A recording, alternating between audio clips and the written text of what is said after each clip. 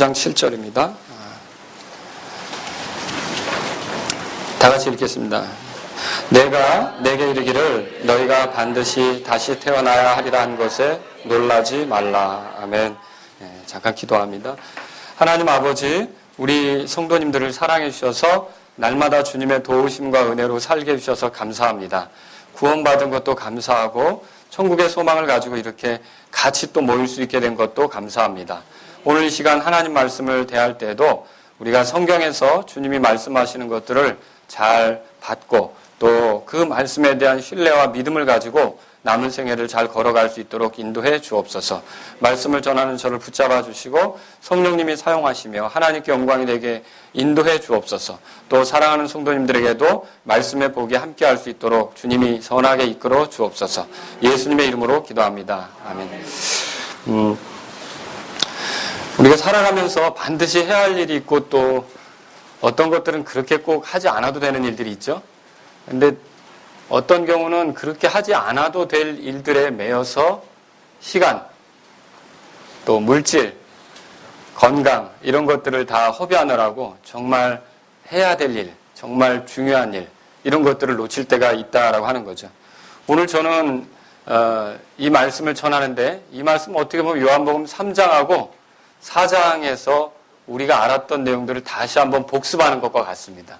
근데 오늘 제가 여러분하고 나누려고 하는 내용은 3장 7절을 보면 내가 내게 이르기를 너희가 반드시 다시 태어나야 하리라 이렇게 되어 있는 부분이 있죠.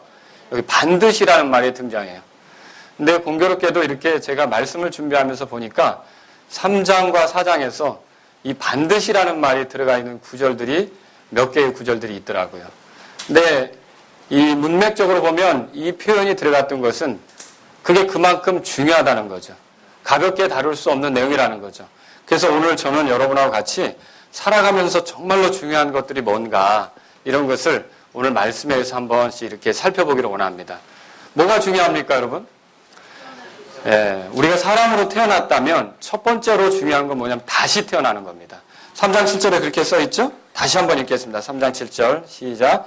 내가 내게 이르기를 너희가 반드시 다시 태어나야 하리라 한 것에 놀라지 말라. 다시 태어나야 된다 그랬어요.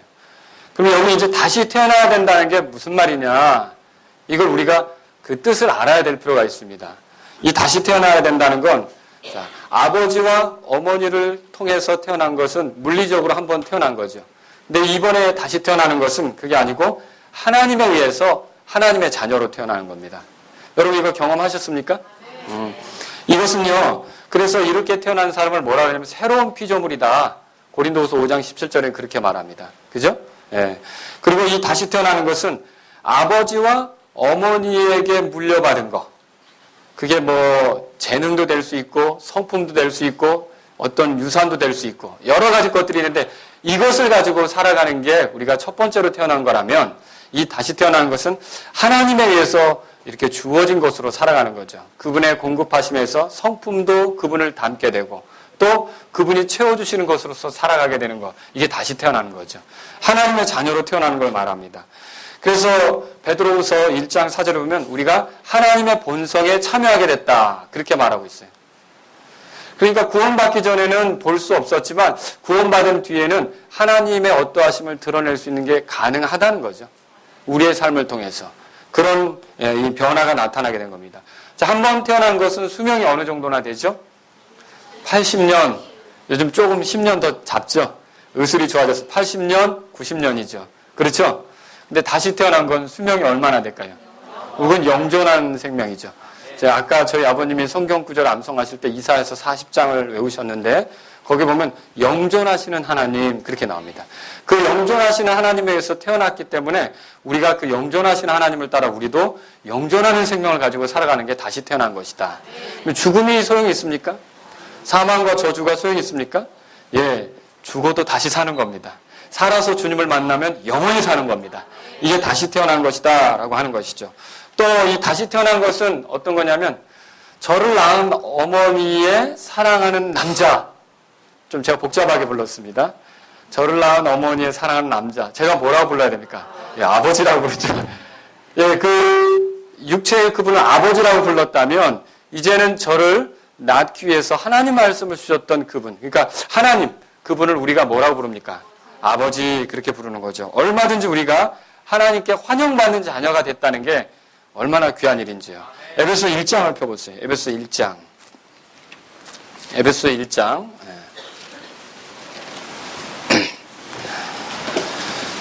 자, 6절에 보십시오. 6절에 다 같이 읽겠습니다. 자신의 은혜의 영광을 찬양하게 하셨느니라. 그 은혜 안에서 그분께서 그 사랑하시는 자 안에서 우리를 받아주셨으니. 이 받아주셨다는 표현은 개역성경에 나오지 않는다고 말씀드렸죠.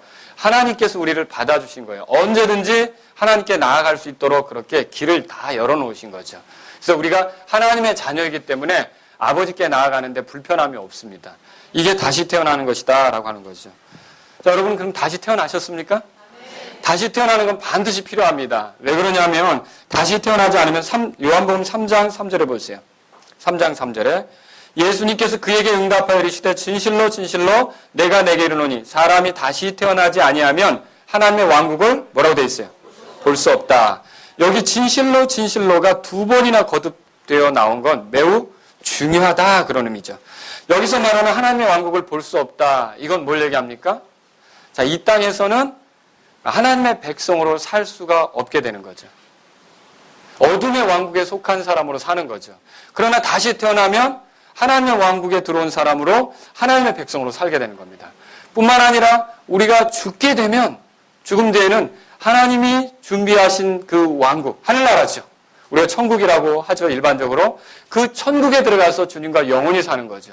그리고 또 우리가 부활하게 되면 그때는 주님과 함께 그리스도의 심판석에 서고 혼인잔치에 참여하고 이렇게 된 다음에 이 지상에서 그리스도가 통치하는 것에 함께 참여하게 되는 거죠.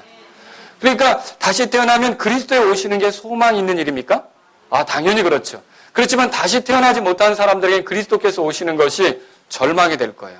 왜냐하면 그분이 오실 때는 심판주로서 오시기 때문에 그렇다는 거죠. 또 이렇게 다시 태어났다면 천년왕국이 지나고 메시아의 왕국이 지나고 마지막에 흰 왕자 심판이 있고 난 뒤에 새하늘과 새 땅이라고 하나님께서 구별하신 백성들이 영원토록 아버지와 함께 사는 그곳이 준비되어 있는데 다시 태어나지 않으면 거기 들어갈 수 있어요? 없어요? 그럼 만약 거기에 들어갈 수 없다면 그 사람의 최종 운명, 최후 운명은 어떻게 되는 것입니까? 영원한 파멸의 형벌을 당하게 되는 거죠. 불타는 불호수에서 영원히 지내게 되는 거죠. 그러니까 다시 태어나는 게 중요하죠? 네, 매우 중요한 일이란 말이에요. 여러분 다시 태어나셨습니까? 그래서 5절도 보세요. 5절도 또 한 번 강조하는데 예수님이 진실로 진실로 내가 내게 이르노니 사람이 물에서 나고 성령에서 나지 아니하면 하나님의 왕국에 이번에 뭐라고 돼 있어요? 들어갈 수 없다. 그렇게 돼 있죠. 근데 여기서는 다시 태어남에 대해서 역시 또 진실로 진실로라는 말을 두 번이나 거듭해서 강조하고 있어요. 다시 태어나는 게 중요하다는 거죠. 여기서는 다시 태어나는 것이 성령님에 의한 출생이다. 그렇게 말하고 있어요.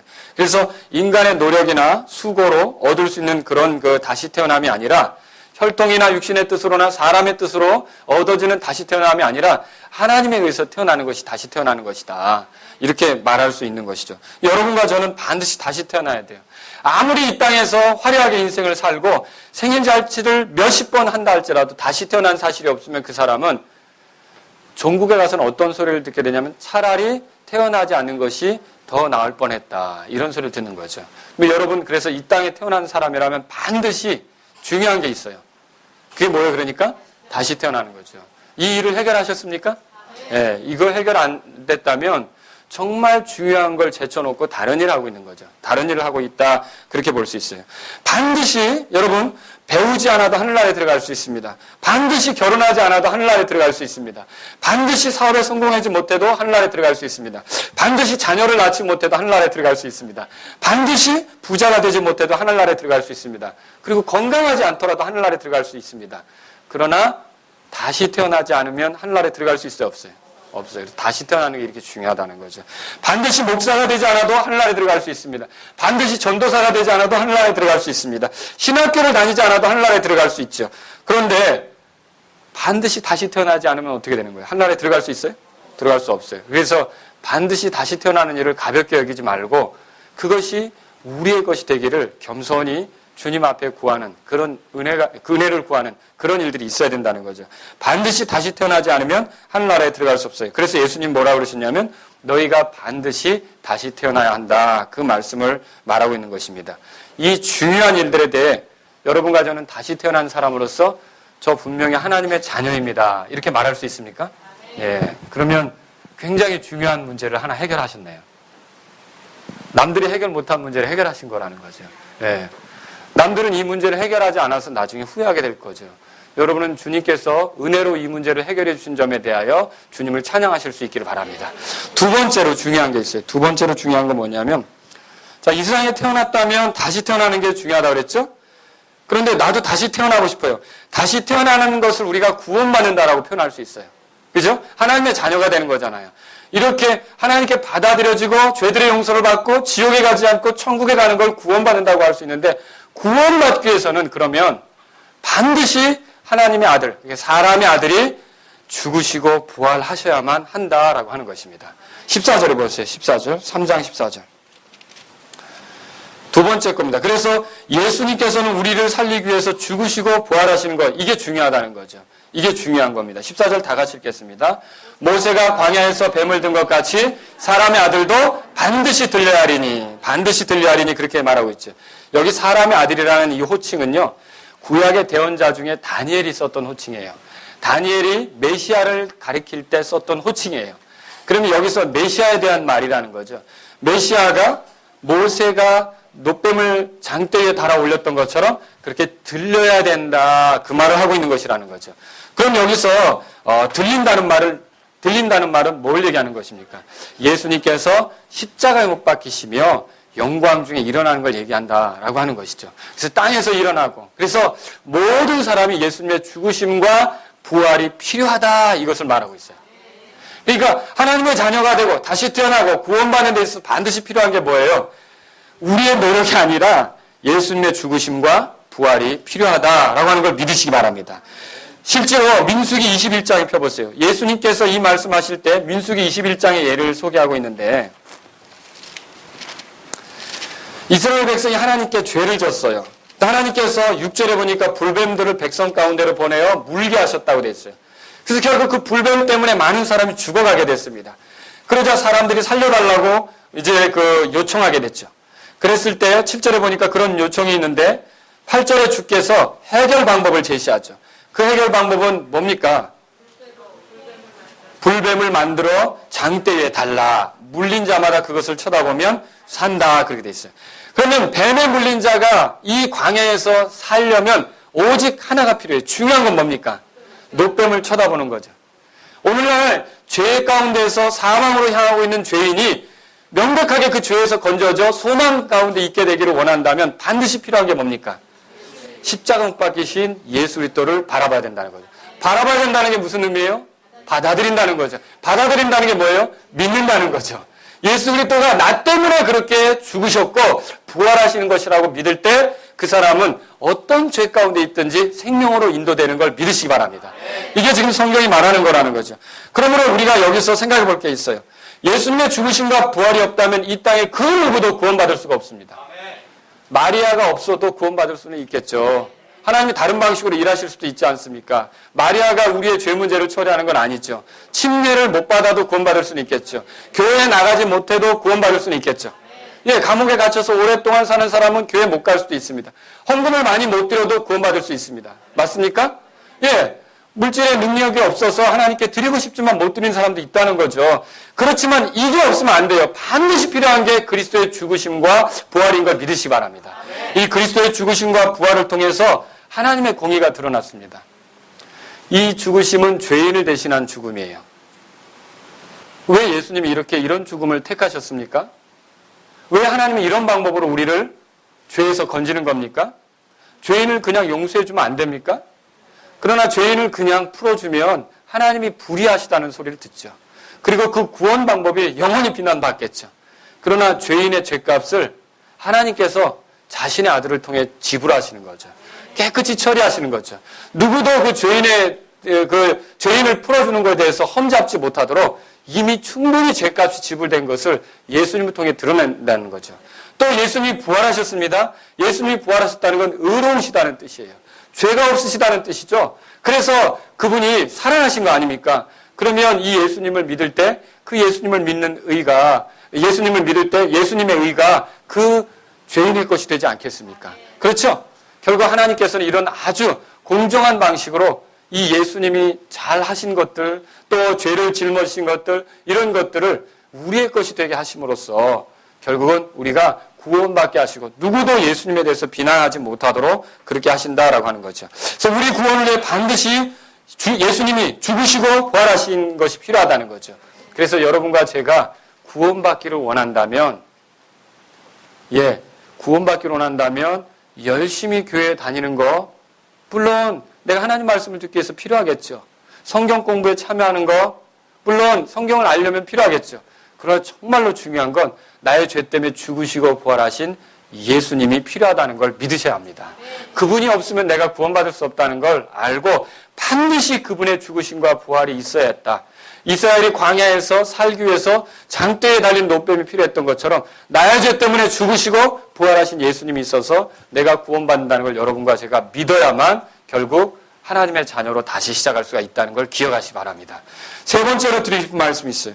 세 번째로 우리가 만일 예수님을 구주로 믿었다면 여러분과 제가 사도행전 9장에서 발견하는 놀라운 원칙이 있는데, 예수님을 그리스도로 알아본 사람들, 예수님을 주로 알아본 사람들마다 다 어떤 변화가 나타나는데 그 변화의 핵심에는 뭐가 있냐면 주님을 위해 살고 싶어져요. 여러분 정말 주님을 위해 살고 싶습니까? 그러니까 구원만 하느냐 구원받지 못하느냐는 아무리 뭘 듣고 이해했다 할지라도 여전히 자기를 위해 살고자 하는 사람은 그 이상한 복음을 들은 거예요. 여전히 그 자기가 주인인 사람은 예수님이 인격적으로 주님이 되시는 게 아니라는 거죠. 저와 여러분들이 정말로 참되게 구원받았다면 예수님이 주 되신 삶을 살기를 원한다는 거죠. 그분을 섬기려고 한다는 거예요. 그런데 어떻게 하는 것이 그분을 잘 섬기는 것이냐. 그래서 우리에게 또 가르쳐 주는 게 있어요. 그분을 섬기려는 종마다 반드시 자기를 낮춰야 된다는 거죠. 한번 보세요. 요한복음 3장. 자, 30절입니다. 30절. 같이 읽겠습니다. 30절. 그분은 반드시 흥하여 하되 나는 반드시 쇠하여 하리라 하니라. 여기 반드시란 말이 두 번이나 나와요. 예수님에 대해서는 반드시 흥하여 하고 나에 대해서는 반드시 뭐라고요? 쇠하여 한다. 누가 한 말입니까? 침례자 요한이 한 말이죠. 이 말이 나오게 된 배경이 있어요. 사실 예수님은 침례자 요한보다 늦게 사역을 시작했어요. 그리고 심지어 예수님이 침례자 요한에게 침례를 받은 사실도 있어요. 그런데 많은 사람들이 예수님께로 몰려가는 거예요. 예수님의 제자들이 침례 주는데 더 많은 군중들이 모이는 거예요. 이런 걸 보고서 요한의 제자들이 가서 선생님이 말씀하시던 그분이 저기서 침례를 주니까 사람마다 다 그리로 갑니다. 이렇게 얘기를 했던 거죠. 그럴 때 여러분 보통 인간의 마음에 항상 영적으로 문제가 되는 건 다른 게 아니에요. 시기예요. 질투예요. 물론 공정한 질투도 있습니다. 마땅히 대우받아야 될 내가 그런 대우를 받지 못할 때, 아내가 사랑받아야 될 아내가 내게 사랑을 주지 않고 다른 여자에게 사랑을 주고 있다면 그 아내가 질투하는 것은 정당한 거예요. 하나님도 질투하시는 하나님이에요. 그러나 그렇지 않고 하나님에 의해서 허락된 것에 대해서, 하나님이 허락해 주신 것에 대해서 내게 없다라고 해가지고 내가 그것에 대해서 분을 내거나 이렇게 그 마음이 동요되는 건 시기고, 분명히 하나님이 허락하셔서 내게서부터 어떤 것이 떨어져 나가기 시작하는 건데 거기서 동요되고 이렇게 힘들어하는 건 그게 질투가 되는 거죠. 이 시기와 질투가 결국 모든 사람들이 영적으로 바닥으로 내려가는 바탕이 되는 것입니다. 그런데 침례자 요한은 시기와 질투 속에 빠졌습니까? 그렇지 않습니다. 그 자신이 믿었던 게 있어요. 무엇을 누리든지 그거는 누가 주시는 거라고요? 하나님이 주셔서 누리는 거라는 거죠. 거기 7절에 보세요. 27절 다 같이 읽겠습니다. 시작. 요한이 응답하되 주지 아니하시면 사람이 아무것도 받을 수 없느니라. 제발 우리가 살아갈 때 남들에 대해서 배합하지 않고 우리가 감사하면서 이 마음의 평정을 잃지 않고 살아가는 길은 어디 있느냐면, 하나님께서 주셔서 나도 누리고 있고 하나님께서 주셔서 저 사람도 누리고 있다. 하나님께서 주셔서 저 사람이 저런 걸 지금 좋은 관계를 가지고 있고 하나님이 나에게도 이런 관계를 주셔서 내가 누리고 있다. 이런 믿음을 가져야 된다는 거죠. 이렇게 할 때 사람마다 더 겸손해질 수 있지 않겠습니까? 여기 침례자 요한은 자기 자신을 가리켜 그리스도라고 말하지 않았습니다. 자기가 주인공이 아니라는 거죠. 많은 사람들이 결국 죄와 교만과 어리석음에 빠지는 까닭이 어디 있냐면 자기가 인생의 주인인 줄로 생각해요. 이것이 문제라는 거죠. 교회 안에서도 그래요. 목회자가 있지만 목회자의 교회가 아니라는 거죠. 목회자가 자기 교회인 것처럼 생각하면 안 된다는 거죠. 물론 주님이 맡겨주신 측면에서 책임을 다해야 된다. 청지기로서 헌신해야 된다. 나 몰라라 하는 그게 아니라 책임을 다하기 위해서는 나의 교회다. 주님께서 나에게 주신 교회다라고 할 수 있겠지만 주권이나 모든 것을 이렇게 사용할 수 있는 권한에 있어서는 이게 목사님 교회입니까? 주님의 교회입니까? 주님의 교회죠. 그래서 누구든지요. 어떤 상황에서든지 자기가 주인공인 것처럼 착각하기 시작하면 문제가 되는 거죠. 저와 여러분들은 주인공을 섬기기 위해서, 주인공을 높이기 위해서 있는 거예요. 이 온 우주 만물의 참된 주인공은 누구십니까? 예수 그리스도예요. 왜 그걸 깨닫지 못하고 내가 주인공인 것처럼 내 눈에 맞지 않으면 시기하는 거예요. 내 마음에 들지 않으면 불평하는 거예요. 내 생각과 일치하지 않으면 따지기 시작하는 거죠. 그럼 누가 주인공 행세를 하는 거예요? 내 자신이 주인공 행세를 하는 거라는 거죠. 이러면 결국 교만하고 죄 가운데서 허덕일 수밖에 없다라고 하는 것입니다. 여러분, 그 침례자 요한이 자기에 대해서 뭐라고 설명하면 이렇게 설명해요. 결혼식에 관해 설명하면서 29절에 자기를 신랑의 친구라고 소개해요. 그러면 신랑의 친구라면 신랑은 누구란 말입니까? 예수님이죠. 예수님. 그러면 신부를 취하는 즐거움은 신랑의 친구가 누리는 거예요? 신랑이 누리는 거예요? 신랑이 누리는 거죠. 그걸 예수님께서 누린다면 마땅한 거기 때문에 자기는 그 주님이 여러 사람들을 얻는 것으로 인해 같이 기뻐한다. 이 말을 얘기하고 있는 거죠. 여러분과 제가 생각해야 될 게 있어요. 반드시 내가 주인공이 아니라 예수 그리스도께서 주인공이시라는 사실을 믿으시기 바랍니다. 우리가 이렇게 말할 수 있는 것은 예수님과 나는 전혀 경쟁 상대가 안 돼요. 도대체 언제까지 경쟁하려고 하시는 겁니까? 내 판단이 예수님 판단보다 옳아요. 내가 주는 것보다 예수님이 주는 것이 옳아요. 맞죠? 예수님이 어떤 일을 처리하는 것이 내가 처리하는 것보다 옳아요. 근데 우리는 그게 지나쳐서 내가 옳고요. 내가 더 잘하는 것 같고요. 내가 더 잘 보는 것 같고요. 내 생각이 이해가 안 되면 어떻게 하는 거예요? 정죄하고 비난하고 판단하기 시작하는 거죠. 내가 주인공이라는 생각 속에 빠져버리는 거죠. 이거 정말 무슨 생각이에요? 상대가 안 돼요. 31절부터 그게 나온다니까요. 31절부터 보면 그래요. 예수 그리스도는 위로부터 오시지만 저와 여러분은 땅에서 났어요. 맞습니까? 예수 그리스도는 모든 것 위에 계시지만 우리는 우리 위에 권위가 많아요. 맞습니까? 예수 그리스도는 하늘로부터 오시는 분이지만 저와 여러분들은 아버지와 어머니에서 태어났어요. 예수 그리스도는 하나님의 말씀 그 자체예요. 그럼 우리는 그걸 깨닫기 위해서 얼마나 많은 노력을 합니까? 그죠? 예수 그리스도는 성령님으로 늘 충만해요. 맞습니까? 한량없이 주셨다고 했잖아요. 그렇죠? 근데 저희들은 성령 충만이 필요해요? 필요하죠. 비교가 안 되지 않습니까? 예수 그리스도는 영존하는 생명을 나눠주시는 분이 돼요. 그래서 31절에 그렇게 돼 있잖아요. 그죠? 영존하는 생명이 그분에게 있다. 근데 우리는 영존하는 생명이 필요해서 그분이 주셔야만 하죠. 그분하고 우리랑 비교할 때 누가 월등히 뛰어나요? 아이, 생각을 말아야죠. 어디 감히. 그런데도요, 이상하게 저나 여러분 마음속에는요, 갑자기 내가 높아져요. 주님이 주인 되신 교회에서 내 판단이 더 뛰어나 보여요. 내 시각이 더 뛰어나 보여요. 내 생각이 더 대단해 보여요. 내가 보는 게 옳다고 보여요. 여러분, 이렇게 하면 결국 문제가 생긴다라고 하는 거예요. 주님이 높임받지 않고요. 나는 교만하고 죄로 드러나서 하나님을 기쁘게 할 수 없게 되는 거죠. 우리 아이들하고 놀이터에서 놀 때가 있어요. 지금 아이들이 기억날란가 못할란가 모르겠는데 이 아이들하고 시소에서 놀이를 해요. 그러면 우리 지금 이랑이랑은 제가 시소 타면 안 될 텐데 예전에는 타면 제가 내려가면 어때요? 이 아이가 올라가죠. 근데 밤에 이제 지금도 기억나요. 동암역 우리 그때 예배당 있을 때 그 앞에 놀이터가 있어요. 거기 나가서 이제 시소를 타는 겁니다. 자, 준비해. 별 따기다. 그리고 별을 따기 위해서 어떻게 해야 돼요? 그런데 마냥 제가 올라가 있으면 돼요? 안 돼요? 안 되죠? 누구를 올려야 돼요? 우리 아들을 올려야죠. 이랑이를 올려야죠. 재혁이를 올려야죠. 그래서 제가 일로 내려가죠. 꽝! 하니까 누가 이제 붕 뜨죠, 그죠? 땄어? 라고 묻죠. 자, 아들이 올라가기 위해서 저는 어떻게 합니까? 있는 힘이 다해서 내려가야 되는 거죠. 저와 여러분들이 자기 자신을 낮출 때 그리스도께서 높아지시는 것을 믿으시기 바랍니다. 우리는 늘 그리스도의 영광을 위해 살기를 원한다. 주님을 위해 살기를 원한다. 주님이 높아지시기를 원한다. 주님이 영광 받으시기를 원한다. 근데 그렇게 하려면 우리 자신이 낮아져야 된다는 걸 믿으시기 바랍니다.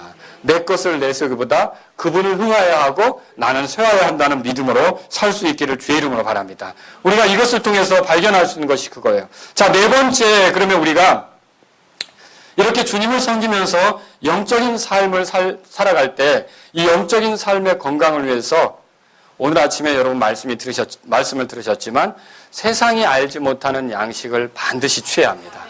세상이 알지 못하는 이 양식을 반드시 취하려고 해야 되는 거예요. 예수님께서 사마리아로 들어가셔야 됐다고 그랬죠? 4장 보세요. 요한복음 4장 4절. 다 같이 읽겠습니다. 3절 4절 시작. 유대를 떠나 다시 갈릴리로 가실 때 반드시 사마리아를 통과해야 하겠으므로. 자, 오늘 말씀을 들으신 분들은 압니다. 예수님이 사마리아 고을에 들어가셨을 때 야곱의 음물에 지쳐 있었어요. 허기지셨어요. 근데 이 예수님은요, 사마리아 마을로 가신 이유가 있어요. 그 가셨던 이유가 뭡니까? 그분의 양식을 채우시기 위해서예요. 그분의 양식은 뭡니까? 하나님의 뜻을 행하고 하나님의 일을 성취하는 거죠. 그럼 하나님의 일을 내고 하나님의 뜻을 성취하는 건 뭡니까? 추수밭에서 추수하는 것이죠. 심겨진 자들을, 그러니까 씨가 심겨졌을 때 그걸 이제 열매로 거두는 것이죠. 자, 예수님은 이런 것들을 보여줬어요. 그분이 여기 사마리아 마을로 와서 사마리아 여자를 영원한 생명으로 인도했고, 사마리아 마을 사람들도 영원한 생명으로 인도했어요. 이게 정말로 중요한 일이라는 거죠. 제자들이 와서 허기진 예수님께 잡수소서라고 말했어요. 그러나 우리는 이미 아침에 봤지만 예수님의 상태가 뭔가 힘이 나 있죠. 뭔가 아주 즐거운 상태고 격양되는 그런 상태예요. 도대체 뭘 드셨을까라고 생각할 그때 예수님은 이미 뭔가 취하신 것처럼, 뭔가 드신 것처럼 힘이 나는 상태, 흡족한 상태라는 거죠. 도대체 그게 뭐냐는 거예요. 사마리아 여자가 예수님을 똑바로 알아보고 예수님에 대해서 전하러 들어간 거 아닙니까? 사마리아 여자가 영원한 생명을 얻는 사람으로서 초대된 거 아닙니까? 사마리아 사람들이 또 그 일들을 위하여 지금 이제 그 일들이 이루어지도록 사마리아 여자가 들어간 거 아닙니까? 이런 걸 볼 때 예수님은 힘이 나실 수밖에 없었다는 거죠. 여러분과 제가 한 혼이라도 주님께 인도하고자 하는 열망이 있습니까? 우리가 사는 동안 건강한 그리스도인으로 살아가려면 반드시 이 원칙을 무시하지 않기를 바랍니다. 목사님, 제가요, 전도에 참여하려고 해도 그게 안 되더라고요. 제가 지금 교회에서 행하는 전도만 얘기하는 게 아니에요. 여러분이 일터에서, 이웃 가운데, 친지들 가운데, 친족들 가운데 항상 이 속에서 누군가의 구원을 위해 중보 기도를 끊임없이 하기를 원하고 그들이 구원받을 수 있도록 뭔가를 좀 시도해 보기를 원하고 이런 마음이 사라져가고 있다면 영적 건강에 적신호가 온 거예요. 실제로 우리 자신을 돌아보세요. 내 자신이 영적으로 뜨겁고 기쁨이 넘치고 찬양을 해도 힘이 있고 이럴 때를 보면 그거 부인할 수 없습니다. 여러분이 그런 순간을 보면 말씀이 더 잘 깨달아지고 기쁨이 있고 충만했던 생활을 했었던 때 보면 그때가 언제냐면 하나님 말씀을 전하려고 애를 썼던 때예요. 맞습니까? 정말 하나님 말씀을 전하기 위해서 열정을 부렸었던 때가 사실은 힘있는 그리스도인으로 살아갔었던 때라는 거죠. 근데 힘이 없고 나약하고 상심이 되고 뭔가 재미가 없고 여러분 뭔가 도대체 이유가 뭘까? 양식을 취하지 않았기 때문이라는 거예요. 저는 사실은 마라나타 침례를 하면서 처음부터 지금은 이제 그렇게 여러 가지 일들로 어려워진 상태에 있지만 처음부터 제가 바랬던 거는 주일학교 교사들은 어떻게 해야 돼요? 구령에 참여하라고 그랬었잖아요. 찬양대들은 어떻게 해야 돼요? 구령도 하고 찬양도 해야 된다고 그랬잖아요. 지금은 이제 여러 가지. 그래서 여러분이 그 상황이 안 된다면 다른 방편으로 개인적으로 그래서 교회에서 전도하는 걸 전부로 생각하고 교회에서 전도에 못 참석하면 안 하고 이게 아니라 여러분과 제가 어떤 상황에서 교회에서 하는 것에 참석하지 못할 때는 다른 방편으로 해도 누구를 주님께 인도하려고 하는 그런 기도와 시도들이 계속적으로 있어야 된다는 것이죠. 그게 없으면 진짜 저 여러분들은 영적으로 힘을 잃게 돼요. 양식을 취하지 않는데요. 안 먹는데요. 힘이 나겠느냐는 거죠. 여러분, 우리가 주일학교 교사를 한다. 그러면 어떤 아이들을 주님께 인도하려고 해야 되는 거예요. 그냥 가르치는 게, 그냥 얘기해 주는 게, 그냥 놀아주는 게 다가 아니라는 거죠. 저도 과거에 그렇게 한 적도 있었어요. 구원받지 못했을 때. 그러나 정말로 우리가 무엇을 하든지 다른 사람을 영원한 생명으로 인도하려고 하는 그런 마음으로 열정을 부려야 된다라고 하는 것입니다. 2002년에 노벨 평화상 수상자였던 지미 카터 전 미국 대통령이 있어요. 이 사람은 재임 기간 중에 한 번도 주일 경배에 빠진 적이 없어요. 대통령이었는데. 그리고 퇴임 후에는요, 헤비타드 운동을 했습니다. 이 집 없는 사람에게 집을 지어주는 운동이었어요. 이제 뭐 사는데 어려움이 없으니까 그런 활동을 하고 다닌 거죠. 망치 들고 톱 들고 집을 지어주러 다니는 거죠. 그런데 꼭 5일 일하고 6일째는 이제 집으로 가는 겁니다. 그래서 어느 날 기자가 물었어요. 왜 꼭 그렇게 하시는지 그 이유를 물었어요. 그랬더니 그 사람이 하는 말이 이거예요. 들어보십시오. 나는 주일학교 교사입니다. 하나님의 자녀들을 가르쳐야 하기 때문에 나는 지금 돌아가야 합니다. 여러분, 최강국의 대통령이었어요. 근데 그 사람이 지금 뭐에 대한 마음을 쓰고 있는 거예요? 예, 혼에 대한 마음을 쓰고 있다는 것이죠. 그래서 이 사람이 그렇게 돌아갔었던 것이죠. 자, 그러면서 또 뭐라 그랬냐면 이렇게 말했어요. 교사 한 사람의 헌신이 위대한 사명자를 만들어냅니다. 나도 그 사람이 될 수 있습니다. 사실 이 사람이 오랫동안 출석한 교회 이름이 뭔지 아십니까? 마라나타 침례교였어요. 조지아주에 있는 마라나타 침례교였어요. 우리 마라나타 침례교에서 여기서 누가 대통령이 되더라도 나중에 우리 어린이들, 학생들 왜 아멘이 안 나오십니까? 예, 그렇게 되더라도 한 혼을 생명으로 인도하는 일에 대해서 귀하게 여길 줄 알 수 있기를 주의 이름으로 바랍니다. 이게 필요한 거라는 거죠. 자, 그 말이 사실인 게요. 19세기 중반에 보스턴에 한 주일학교 교사가 있었어요. 이름은 에드워드 킴볼이에요. 자기 반에 들어온 소년이 글을 잘 읽지 못해서 부끄러워하자. 그래서 교회를 자꾸 빠지는 거예요. 교회 오면 성경 읽어야 되잖아요. 그러니까 잘 못 읽으니까 부끄러워서 교회를 못 나오는 거예요. 그래서 이 선생님이 그 친구를 찾아갔어요. 그래서 찾아가서 글자를 가르쳐 주기 시작했어요. 그래서 성경을 읽도록 만들어줬어요. 그리고 그렇게 찾아간 다음에 어떻게 했냐면 어느 때는 그 친구가 구두방에서 이제 종업원으로 일하는 거예요. 배우지도 못하고. 근데 그 속에서 찾아가서 그 구두방에서 아주 따뜻하고 자상한 마음으로 예수 그리스도가 얼마나 그 친구를 사랑하는지 얘기를 해주는 거예요. 그리고 마침내 이 예수님이 구원자시라는 걸 소개하고 그 구두방 점원을 예수 그리스도께로 인도한 거죠. 여러분, 그거 얼마나 귀한 양식입니까? 이렇게 예수 그리스도께로 인도한 거예요. 근데 여러분, 이때 이 소년이 그 사건을 계기로 해서 인생이 달라지기 시작해요. 근데 이 소년이 어떻게 변화됐느냐? 지금부터 100여 년 전인데 1800년도 후반이죠. 그런데 이때 라디오도 없어요. 텔레비전도 없어요. 앰프 시설도 없어요. 근데 이 사람이 그 당대에 이 기록에 의하면 1억여 명에게 복음을 전하면서 인생을 보내게 됐다는 거예요. 그리고 약 100만 명 정도를 주님께로 이끌 수 있는 그런 삶을 살았다는 거죠. 이 사람이 누구냐면 그 복음 전도자로 알려져 있는 D.L. 무디 선생님이라는 거죠. 여러분, 이 한 소년의 삶이 변화돼서 그런 삶으로 나아갈 수 있었던 건 이 소년이 변화되도록, 이 소년이 예수님을 받아들이도록, 이 소년에게 영원한 생명이 있기를 원해서 애쓴 그 에드워드 킴볼 같은 선생님이 있었기 때문에 그게 가능한 거 아닙니까? 여러분, 저희들이요, 이렇게 누군가를 주님께로 인도하는 일이 결코 가벼운 일이 아니라는 걸 알고 부지런히 반드시 해야 할 일임을 알고 우리가 해야 될 것을 기억하시기 바랍니다. 그래서 오늘부터 여러분과 제가 항상 그래야 돼요. 그냥 벌써 2013년 반이나 넘어갔네?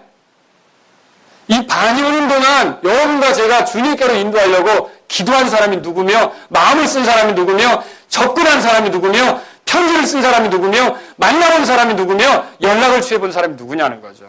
우리가 그런 사람들도 없이 시간만 보내서는 안 되는 거예요. 허기진 영적 상태를 유지할 수밖에 없다는 거죠. 저와 여러분들이 영적으로 건강하려면 이렇게 주님을 증언하는 일, 아버지의 일을 하는 것, 아버지의 뜻을 행하는 것을 정말로 우리의 양식으로 삼고 반드시 그렇게 살아야 된다는 걸 믿으시기 바랍니다. 다섯 번째로 드리고 싶은 말씀이 있습니다. 다섯 번째로 드리고 싶은 말씀은, 자, 우리가 이렇게 하나님의 인들을 하며 살 때 더 힘을 얻기 위해서는 하나님께 더 가까이 가야 돼요. 맞죠? 하나님께 더 가까이 가야 돼요. 우리가 이 하나님께 가까이 가는 거, 하나님의 은혜를 구하는 거, 하나님의 어떠하심을 아는 것을 우리가 경배라고 할 수 있어요. 근데 저와 여러분들이 이 경배를 할 때 반드시 필요한 게 영과 진리로 경배하는 것임을 믿으시기 바랍니다. 그래서 요한복음 4장 보세요. 요한복음 4장. 거기 24절에 다 같이 읽겠습니다. 요한복음 4장 24절에 시작. 하나님은 영이시니 그분께 경배하는 자들이 반드시 영과 진리로 경배할지니라. 아멘. 하나님께 경배할 때는 영과 진리로 경배하는 것이 중요하다고 그랬어요. 우리에게 중요한 일들은 이거예요. 하나님이 영이시라면 하나님은 형상이 아니에요. 하나님은 볼 수 있는 존재가 아니라고요. 그래서 어떤 볼 수 있는 존재를 섬기는 건 이게 합당한 경배가 아니죠. 드려도 헛된 경배가 되겠죠. 돌이든 나무든 마리아의 형상이든 무엇이든 그 앞에 조아려서 그걸 하면서 하나님을 높이는 것처럼 생각하는 건 다 어리석은 것이 되겠죠. 하나님께서는 그런 식으로 경배하는 걸 원치 않으세요. 우리가 하나님이 영이시라면 하나님은 어떤 장소에 국한되지 않으셔요. 그리심산이 중요한 게 아니에요. 예루살렘이 중요한 게 아니에요. 정말 중요한 것은 영과 진리라고 하는 새로운 장소예요. 그 안에서 경배해야 돼요. 그 영과 진리로 경배하는 건 무엇입니까? 다시 한번 우리가 떠올려 봅시다. 우리 사람은요, 영이 있고 혼이 있고 몸이 있다 그랬잖아요. 하나님은 우리가 영으로 만날 수 있는 분이라는 거죠. 이 영이 어떻게 하나님을 만날 수 있어요? 영이 살아나야 되지 않습니까? 영이 어떻게 살아납니까? 예수 그리스도가 그 안에 주인으로 들어가셔야만 이 영적 활동이 다시 생기는 거 아닙니까? 그래서 예수 그리스도를 의지하는 거야말로 영적 활동을 시작하는 것이고, 예수 그리스도를 의지하는 것이야말로 영으로서 하나님께 다가가는 것이라는 거죠. 여러분, 진리로 우리가 경배한다고 그러잖아요. 하나님 말씀은 진리예요. 또 디모데 후서에도 보면 이 하나님 말씀을 진리라고 얘기하고 있어요. 그래서 하나님 말씀이 말하는 대로 우리가 주님을 섬기는 것이 참으로 하나님이 기뻐하시는 경배다라고 하는 것이죠. 반드시 경배 드릴 때는요, 그러므로 내가 어떤 내 자랑거리, 내가 해온 거, 내가 이렇게 주님 앞에 뭘 이렇게 보여드릴 만하다고 생각되는 것, 내 인력, 이런 걸 가지고 내놓고 하나님 받으세요 라고 하는 게 아니라, 이건 다 하나님이 은혜를 주셔서 한 거 아닙니까? 그죠? 이게 다 하나님께서 내가 내 자랑거리로 내려놓을 수 있는 것들이 아니라 하나님께서 은혜를 주신 것이기 때문에 감사할 조건으로 삼되 우리가 하나님께 나아갈 때는 항상 그리스도 예수님을 의지해야 된다는 걸 믿으시기 바랍니다. 반드시 그리스도 예수님을 의지해야 돼요. 오늘 경배하러 올 때도 마찬가지예요. 이 자리에서 경배 드릴 때도 우리가 하나님을 기쁘게 하는 건 주 예수 그리스도를 의지할 때 그것이 참된 경배가 되는 것을 믿으시기 바랍니다. 저는 오늘 그래서 여기 매우 중요한 5가지를 말씀드렸어요. 인생을 사는 동안 반드시 뭐 해야 합니까? 다시 태어나야 된다 그랬죠. 하나님의 자녀가 돼야 돼요. 육체의 생명을 가졌듯이 영원한 생명을 가져야 돼요. 지금의 부모님을 아버지, 어머니라고 부르듯이 창조주 하나님을 자신의 아버지라고 불러야 돼요. 다시 태어나지 않으면 하나님의 왕국 볼 수 없어요. 또 들어갈 수도 없어요. 이 땅에서 얼마나 화려하게 살았든지 하나님의 집에서 발견되지 않아요. 하나님의 집에서 발견되지 않는다면 이 불호수에서 그 사람이 최후를 맞이하게 될 것이라는 거죠. 자, 우리가 구원받기 위해서라면 반드시 뭐가 필요합니까? 예수 그리스도께서 십자가에서 죽으시고 부활하시는 일이 필요하다는 거죠. 그분의 죽음은 죄인을 대신한 겁니다. 그분의 부활은 그분이 의로우신 분을 입증하는 거죠. 그분을 믿는 자들은 그분이 이제 자신의 의를 주시죠. 그죠? 그래서 십자가에서 죽으시고 무덤에서 부활하신 이 예수님을 의지하지 않는다면 아무리 구원받으려고 노력해도 소용이 있어요? 소용없어요. 소용없다는 거죠. 여러분, 그건 마치 뭐와 같으냐면 썩은 동아줄을 붙잡고 올라가려고 하는 것 같죠. 그 옛날 얘기 아시죠? 호랑이 선생이 썩은 동아줄 붙잡고 올라가다가 떨어졌잖아요. 그죠? 소용없는 거라는 거예요. 정말로 예수 그리스도만을 붙잡고 여러분이 하늘나라에 갈 수 있다는 것을 기억하시기 바랍니다. 또 우리가 참되게 주님을 섬기려면 반드시 뭐 해야 합니까? 낮아져야 된다는 거죠. 주님과의 경쟁 관계가 아니라는 것을 일찌감치 파악을 해야죠. 그렇지 않으면 어떻게 됩니까? 죄와 교만으로 살게 되죠. 주님의 종이 아니라 주님이 완전히 진이가 되는 거예요. 진이 아세요?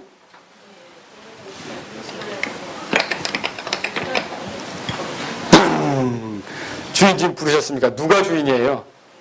내가 주인이 돼버리는 거죠. 이런 삶은 하나님께 영광이 되지 않는다는 거죠. 이렇게 될 때 보세요. 자기가 높아지면 어때요? 자기가 군림하라고 그래요. 그래서 목회자들에게도 군림하지 말라고 그랬잖아요. 그죠? 자기가 높아지니까 어때요? 판단하는 자가 돼요. 심판자는 누굽니까? 예수님 아니십니까? 내가 다 판단하는 거예요. 내가 다 정죄하는 거예요. 여러분, 이런 위치에 서서는 하나님을 기쁘게 할 수 없어요. 정말 주님을 섬기려면 반드시 낮아져야 된다는 걸 믿으시기 바랍니다. 또 우리가 건강한 그리스도인으로 살고자 한다면 반드시 뭐야 합니까? 세상이 알지 못하는 양식을 취해야 돼요. 그 양식은 아버지의 일을 하는 거예요. 아버지의 뜻을 성취하는 거예요. 추수밭에서 부지런히 사람들을 건져 아버지께 드리는 거죠. 영원한 생명을 얻을 자들을 모으는 거죠. 이런 일들을 게을리한다면 저 여러분들은 영적으로 건강할 수가 없어요. 주님을 기쁘게 하는 그런 건강한 그리스도인으로 살기를 원한다면 바로 이렇게 누군가를 주님께로 인도하기 위해서 중보 기도를 시작하시고 또 그들을 주님께로 인도하기 위해서 접촉하시고 나아가시고 만나시고 뭔가 시도하시고 지혜를 달라고 구하시고 그렇게 하면서 하나님 앞에서 열심히 한 사람이라도 주님께 인도하기 위해서 살아갈 수 있기를 주의 이름으로 바랍니다. 여러분, 우리가 더 힘을 얻고 하나님께 가까이 나아가기 위해서 반드시 우리가 경배를 드려야 되는데 이 경배가 성공적인 경배가 되려면 반드시 필요한 게 뭐라 그랬어요? 영과 진리로 경배 드리는 거죠. 바로 예수 그리스도만 의지하고 그분의 의를 힘입어 하나님께 나아갈 때 하나님께서 기뻐 받으신다는 걸 여러분과 제가 잊지 않았으면 좋겠습니다. 우리의 처지가 어떠하든지 우리가 얼마나 어리석게 살았든지 얼마나 부족하게 살았든지 모자라게 살았든지 하나님께 나아갈 때마다 우리는 의지해야 돼요. 누구를 의지해야 합니까? 예수님 의지해야죠. 제가 어떤 목사님의 간증을 하나 들었어요. 그리고 지난주에 우리 아들하고 이제 이런 얘기를 나누게 됐죠. 죄의 유혹을 받을 때 어떻게 하냐. 자꾸 습관적으로 넘어질 때 어떻게 하냐. 여러분, 우리는 예수 그리스도로 인하여 하나님의 자녀입니다. 그리고 예수 그리스도로 인하여서 결국에는 승리할 사람들입니다. 예수 그리스도로 인하여 영화롭게 될 사람들입니다. 맞습니까? 그렇다면 우리가 예수 그리스도로 인하여 더 온전케 되기 때문에 예수 그리스도를 의지하여서 담대하게 나아갈 수 있는 그리스도인이 되어야 된다는 거죠. 그래서 하나님 앞에 나아갈 때도 내가 과거에 어떻게 살았든지 오늘 예수 그리스도를 의지해서 왔습니다. 이렇게 주님 앞에 나아갈 수 있기를 바랍니다. 주님은 여러분을 언제든지 받으신다는 거죠. 이제 여러분 생각해 보세요. 중요한 것을 중요하게 여기며 살 수 있기를 바랍니다. 다시 태어나는 문제, 여러분이 아직 다시 태어나지 않았다면 그 문제가 중요한 걸로 알고 반드시 다시 태어나기를 원해서 하나님 앞에 엎드리실 수 있기를 바랍니다. 긍휼을 구할 수 있기를 바랍니다. 예수 그리스도의 죽으심과 부활, 그분을 높이고 나를 낮추는 거, 한 사람이라도 바른 길로 인도하려고 하는 거, 그리스도만을 의지해서 나아가는 거, 이 모든 것들이 정말로 중요한 일이기 때문에 우리의 삶에 이런 것들을 귀하게 여기면서 갈 수 있기를 바랍니다. 또 하나 드리고 싶은 말씀은 이거예요. 중요하지도 않은 그런 것들에 매우 귀한 값을 지불하려고 하시지 말라는 거죠. 어제 이제 주일학교에서 물총놀이를 했어요. 찬주가 굉장히 큰 물총을 우리 집에 금요일 밤에 자러 오면서 큰 물총을 가지고 왔죠. 굉장히 자랑스러운 물총이었어요. 그 물은 여러 사람을 쏠 수도 있을 것 같았어요. 그 큰 물총을 가져왔는데 우리 아이들도 이제 그 순서로 해야 되니까 토요일 날 물총을 사러 가야 되겠죠. 찬주가 그 물총을 샀는데 우리 아이들도 그 물총을 사러 갔는데 돌아다녀봐도 다 비싸고 막 마음에 드는 게 없어요. 근데 오늘 집에 가니까 찬주가 가진 그 물총이 있었어요. 오! 이거다! 그리고 딱 집었어요. 그리고 주인 아저씨한테, 저 젊은 아저씨한테 물었어요. 얼마입니까? 4,000원. 오! 살게요! 왜 그런지 아세요? 찬주 거는 9,000원이었어요. 똑같은 거였는데, 그때, 둘이 살 수 있는 거였는데, 그죠? 더 싼 집에 갔다는 거죠. 여러분, 그런 걸 볼 때, 여기다 이런 값을 주면 안 됐는데, 우리가 그렇다는 거죠. 별로 중요하지도 않은 것에 가치 있는 내 삶을 자꾸 허비하면서 중요한 것을 위해 살 수 있는 기회를 놓치지 않기를 주의 이름으로 바랍니다. 정말로 우리는 가치 있는 존재예요.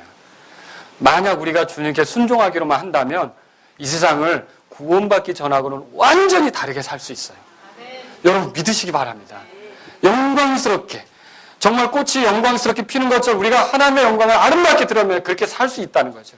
근데 왜 그렇게 안 되는가? 정말 중요하지도 않은 것들에 우리의 이 중요한 몸, 우리의 중요한 시간, 우리의 중요한 물질을 빼앗기기 때문에 그렇게 될 수 있다는 거죠. 그러므로 저와 여러분들이 정말로 별거 아닌 것에 막 귀한 것들을 허비하려고 하지 말고 중요한 것을 위해서 여러분을 드릴 수 있기를 주의 이름으로 바랍니다.